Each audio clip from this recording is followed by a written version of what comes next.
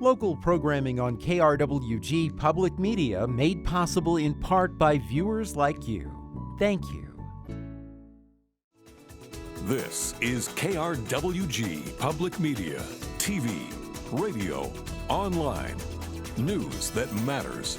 Now, across the Mesilla Valley and the borderland, the stories that shape our community. From the KRWG Broadcast Center at New Mexico State University, this is Newsmakers. Hello and welcome to Newsmakers. I'm Anthony Murnau. Today we talk about diversity, equity, and inclusion in education. Joining us is Dr. Roberto Lozano, Associate Superintendent of Equity, Innovation, and Social Justice at Las Cruces Public Schools. Dr. Lozano, thank you so much for taking the time to talk with us. No, I appreciate you having me on again. Nice seeing you again. Thank you.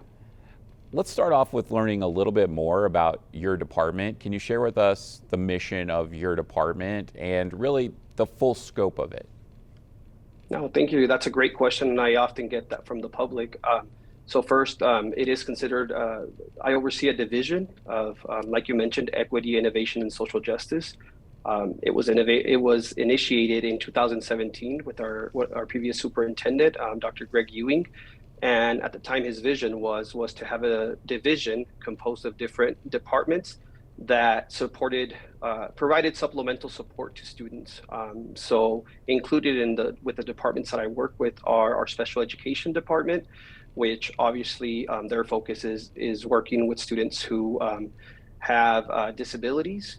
The next department is our federal programs department, which the biggest role that they play is in overseeing the funding that we receive from our federal government to our schools. So our Title I programs, and those funds are intended for schools based on their poverty rate. The next department is our bilingual and parent outreach department, English learners. So that department focuses on working with students who are English learners or students who are learning Spanish as a second language. We in Las Cruces really pride ourselves on our dual language programs and giving access to as many kids as we can and celebrating the languages that we speak here in Las Cruces, which majority is English and Spanish. Next is our Department of Behavioral Health. This is the newest department that was created and really focusing on the well-being of our students. We created this department prior to the pandemic, and their focus is to obviously provide professional development, supports, and guidance to our behavioral health providers at the school sites, social workers, psychologists, etc. And lastly, it is our Department of Early Childhood. I think we could all agree that early childhood is an important component of anybody's education. I'm glad to see that there's a lot of movement with the Public Education Department. There's a new department actually created specifically that addresses early childhood. So those are 5 major departments that I collaborate with. So yeah, that's kind of a little background of what my role is in the district. It's a big role, and I just work with a lot of really great people that are passionate about helping those that we know require a little extra support in our schools. Now, let's kind of talk about those departments a little bit and the issues that they face. You mentioned early childhood education last. Now, New Mexico voters are going to have a big say on funding for early childhood education this year. I'd like to hear from you, from what's being proposed on the ballot. How do you see that impacting the district that you work in? No, that's a great question. So for our coming election, one of the things that you're going to see on the ballot is a question regarding funding that will go directly to fund early childhood education. And this funding is already something that New Mexico has, and a portion of that goes to public education, but not specifically to early childhood. So like I mentioned earlier, there is a new department. So it's not the public education department, it's actually the early childhood department. They have a secretary of early childhood, and this department will really support their efforts to increase the opportunities for our young students, our young children to enroll in early childhood programs, from pre-K programs to also working with them at birth, really giving everybody in our state the opportunity to work with them. So I think what you're going to see in the ballot is the question about, is it okay if we use a percentage of the funding, the permanent funds that we already get, to support specifically programs geared towards supporting early childhood education. Of course, I'm a big advocate for early childhood. I believe that it is well documented that students who participate in early childhood programs have much better academic outcomes as they navigate through our school system. And there's a lot of students who are not having those opportunities now. So I'm looking forward to that on the ballot, and I hope that New Mexicans vote in favor of it, because I think it's going to really, it's a great investment. It's one of those things that it's going to take a while for us to see the return of investment, but I'm confident that 20 years down the road, we're going to see the fruits of that investment. Now, I know it's going to be interesting to see how New Mexico voters respond to this. Obviously, there's been a lot of reporting about just early childhood education and care in the state and the challenges that are involved with it. I do want to move on, though, and talk about what you talked about with behavioral health in the school district. Obviously, a lot of challenges with behavioral health in our community and in New Mexico. In the school district, you mentioned that this was rolled out prior to the pandemic. What are some things that your department has learned during the pandemic that maybe you may need to address with this department to ensure that students in Las Cruces Public Schools are getting the care they need when it comes to their mental health? No, absolutely. So fortunately and unfortunately, right, we did institute this department because we recognize that students need to feel safe. They need to be engaged in school, right? So one of the things that we realized was that we need some directions and some clear guidance from some alignment throughout schools of how are we addressing the needs of our students. Unfortunately, as many of you may know, in New Mexico, we lack just people who are highly qualified to be behavioral health providers. So obviously that has an impact on our students, impacts them academically, because we can't forget that as a school system, right, our goal, everything that we do, everything that we focus on is really focusing on improving the academic outcomes of our students. That is our number one priority. Where we have to be innovative and creative is looking at, why are many of our students not being successful in our schools? What are the barriers that they're encountering? And of course, one of those barriers, unfortunately, has whether it's access to high quality behavioral health support, or just not even having an opportunity to be able to address their mental health needs. So with this department, really, that was the focus prior to the pandemic. I don't want to quote like specific date, but if I recall, it was in the fall of 2019. So it was very helpful during the pandemic, because through this department, we were able to hire a couple staff members who really focused on how do we work with our social workers, with our behavioral health providers in a remote setting to support our students, knowing that the trauma was going to be there, knowing there was isolation. Unfortunately, we're seeing a lot of that even more now. After the pandemic, a lot of our students, right, didn't attend school for 2 years. Some of them had the fortune of being around their peers, whether it was brothers, cousins, others were not, right? They were on a computer for their schooling and technology a lot, basically. So like I said, some of the things that we offer is obviously professional development, and really it's a learning opportunity for us, and getting feedback from our behavioral health providers at the school and asking them, what is it that you need to be able to support students? So I know it's been very well received. We're really working hard on increasing the number of behavioral health providers at the school. It's never enough, but we live in a community that is very open to partnering with us. We partner with a couple of agencies that work with us directly. We have memorandums of understanding with them, because we recognize that we always want more staff, but also there is a lot of people in our community that are willing to partner with us and support the needs of our students. Now, with federal funding, you oversee a department that deals with that. I'd like to hear from you. What are some of your concerns, as there is a lot of concerns surrounding federal funding when it comes to pandemic relief. Now, what are your concerns about that possibly impacting education?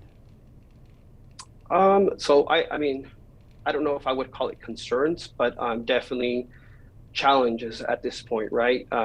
We're still in the pandemic, so obviously the funding that we did receive through the federal government was specific to pandemic-related items. One of the challenges is that we need to be careful of course, I always talk about, right, we're in the business of people, right? More people equals more services for students. So just being careful of we don't inflate and hire a lot of employees, and then in 2 years when our funding expires, then what do we do, right? So that's a challenge in itself. Is how do we use this funding creatively to ensure that it is impacting our students directly? I know a lot of people might say, it's you're wasting on things that maybe aren't effective. But I always tell the people I work with, we can't stop trying to try new things. Maybe this service will help a certain group of students, not another. But then what do we do for these other students now, right? So it's always, you're not going to find one thing, one service, one program that's going to meet the needs of all students, but it shouldn't prevent us from trying. So these funds have definitely come a long way in allowing us to be creative and really get our schools to think outside of the box and say, what is it that you need to make sure that your students are catching up on some of the lost learning that they may have during the pandemic. So really a lot of focus on learning loss, and then obviously on keeping our schools as safe and as possible. So upgrading filtration systems, things like that. That's what we've used it on. So yeah, I don't know if that's what you're referring to. I don't know if it's so much of a challenge, but that's what we as a district have used our funding for. Well, it's going to be interesting to see how policymakers respond to those needs and possible issues with that. I do want to talk with you about special education. How did the pandemic, how has it impacted special education in the district? So, of course, when we talk about the pandemic, I think we have to differentiate when at the peak of the pandemic, right, when all of our students were at home. So obviously it was challenging for all students. I have 2 young ones myself, and it was challenging for them. And me being an educator, my wife being an educator, it was tough. It was tough on us, but even more so for those students that already are have certain exceptionalities that was challenging for them in person. Now being in a remote setting was extra challenging. Providing those services that we provide, such as speech language pathology or physical therapy, that was extra challenging for them. And now coming back into in-person, of course, it's a lot it's helped us a lot, and it's improved how we deliver those services. So I think just differentiating between the peak of the pandemic to where we're at now, and of course, unfortunately, we do see, not all cases, right, but we do see the impact of learning loss with that student population. Not all, like I said, but certain students that maybe didn't have access to all of the resources that others had, or just simply us continuing to provide that in-person support that we're used to as a public school system. Now, moving on to English language learners, the concerns about that program and how it may have been impacted during the pandemic, the peak of the pandemic, as you mentioned? Yeah, no, definitely. So again, one of the challenges was how do we, this was a challenge for all students. How do we engage our students in a remote setting? Not only because it's challenging for the student, but it was also extremely challenging from a teacher. We asked teachers in a matter of days, really, to become online learning teachers, right? So that was tough in itself, but I saw it myself with, like I mentioned, my wife. Within a couple of months, she had routines and she was a lot more comfortable in engaging students online. It was extra difficult for students whose parents maybe didn't speak the same language as the teacher, so engaging them. So as the pandemic progressed and as we started noticing, right, those gaps in services and how we delivered, then we adapted. We were able to provide supplemental supports, whether it be student groups at high school groups, tutoring students, or just one-on-one meetings with parents and teachers outside of the regular classroom, right, to help them in how do they help their students if they don't have access to that language. And that's why, like I mentioned at the beginning of the interview, is very proud of Las Cruces because we value bilingualism. But not only that, I see it as a means for students who are new to our country to have access to what other students are learning, right? I was an immigrant myself, an English learner. I know what it feels to not understand what's happening in the classroom. Yes, I learned English, but it was at the expense of me losing on some of the content, some of the skills that I needed to learn, like my peers were. So that's why I think it's so important that we endorse and continue funding our bilingual programs, because those students will now have access to the content, right? Which, again, going back to my statement, is our number one job is to educate our students and to make sure that they're learning and that they're successful in our society. The JBC policy that the district instituted in the last year, could you share with us a little bit about the policy? What's the goal for this policy? No, absolutely. That's a great question. So in December of 2021, our school board adopted a policy called Policy JBC, Equity and Excellence for All Students. Of course, I don't want to speak for the board. I know it's changed since I think 3 members have changed, but the intent of that policy, it was to affirm their commitment to ensuring that all of our students had access to a high quality education. Really, that's what it came down to, is affirming that belief and also tying it to a recent landmark education case in New Mexico, the Martinez-Yazzie case, which a judge ruled in 2018, basically saying, as an educational system in New Mexico, we have not adequately funded programs or schools to educate our most vulnerable student populations, specifically for student groups that they mentioned. So that policy really affirmed the board's commitment to say, as a public school system, we are committed to doing everything we can to not only recognize some of the gaps that we have within our schools, within our system, but also do something about it, right? What are we going to do when we see something is not working? How could we invest to make sure that all of our students are learning the standards that everybody's expected to learn so that they could be college and career ready? Now, before the board adopted this policy, there was a lot of concerns from certain community members, some community members. Can you share with us a little bit about the conversations that were taking place as this policy was being put together and then adopted?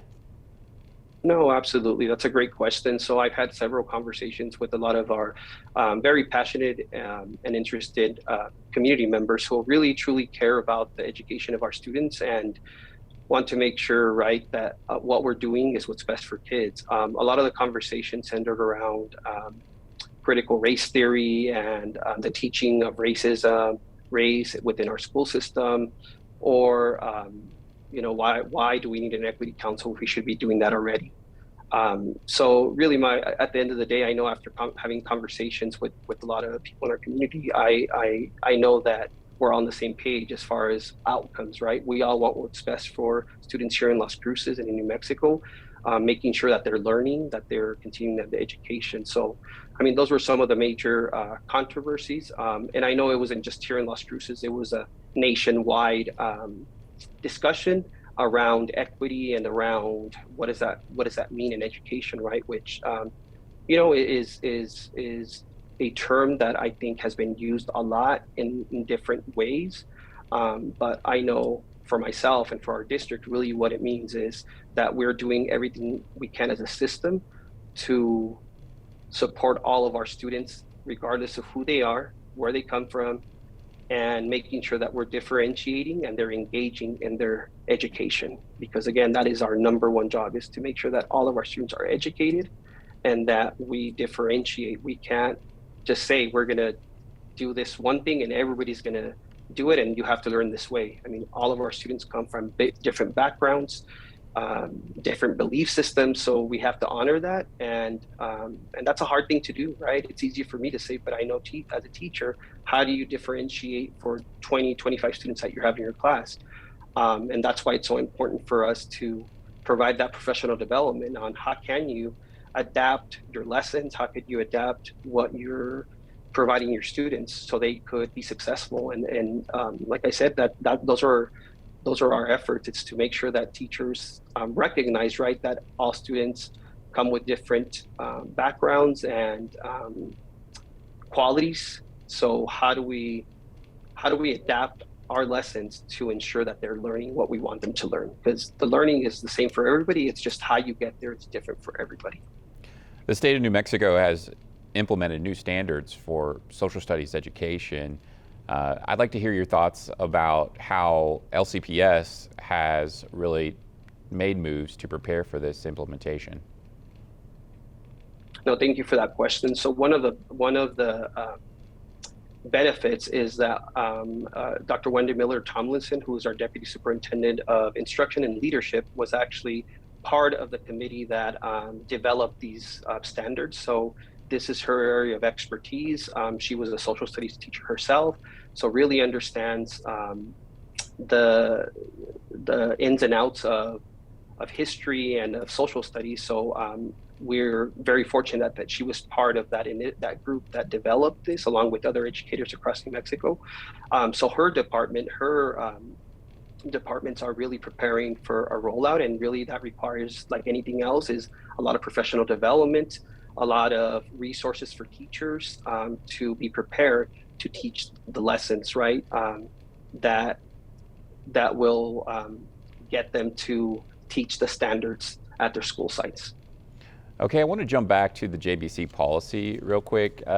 How do you work to train teachers to really implement this policy and be aware of it and get educated on it while they already have a full load? And they're also trying to get trained up on the new social studies standards in the state. So how do teachers find time during their day to really get educated and trained to implement this policy?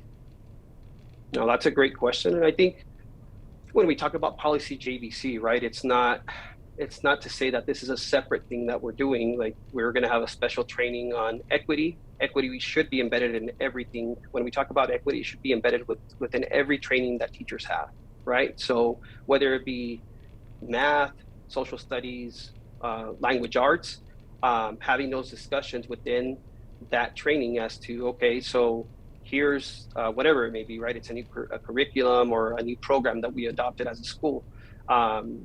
This great program, but how about the student that you may have in your classroom that maybe is not as proficient on the computer as the student sitting next to him? How are you going to adapt this program to meet that individual's needs? So those are some of the things that we do. It's not, like I said, it's not a special training or professional development that we do to ensure teachers are implementing the policy. It's really it's embedded within everything that we do. Every program across every subject area that we're required to teach as a public education system. So with the JBC policy in place, with the new social studies standards in place, and the district moving to create a more equitable education for all students, how does this transition into student success?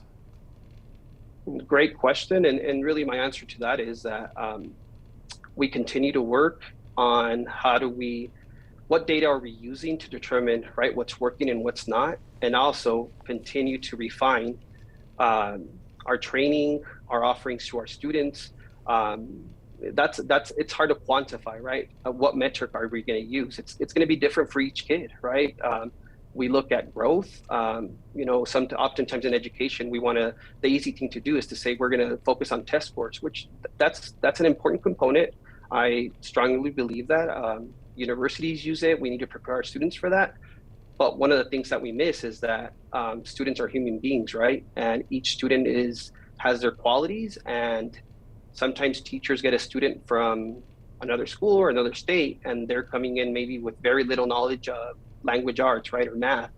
And we unfortunately never get to see how much they've grown in the 2 years or the year that they're with the teacher, right? So it's a really hard thing to quantify. And I know in education, we keep trying different things. How do we quantify it? It's not a factory, right? Where we could say we're going to produce X amount and everything's going to be nice and in boxes.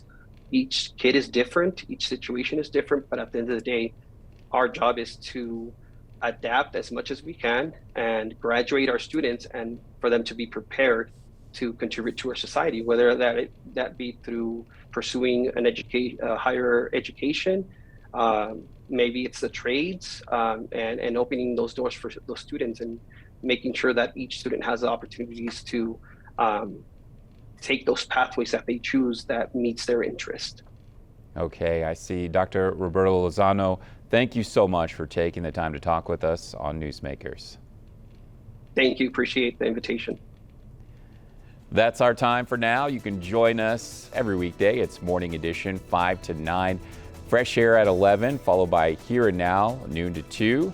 And All Things Considered, 4 to 7. KRWG News is always online at krwg.org. And we'd like to hear from you. You can always email us with a story idea and also video submissions. The address is feedback@nmsu.edu.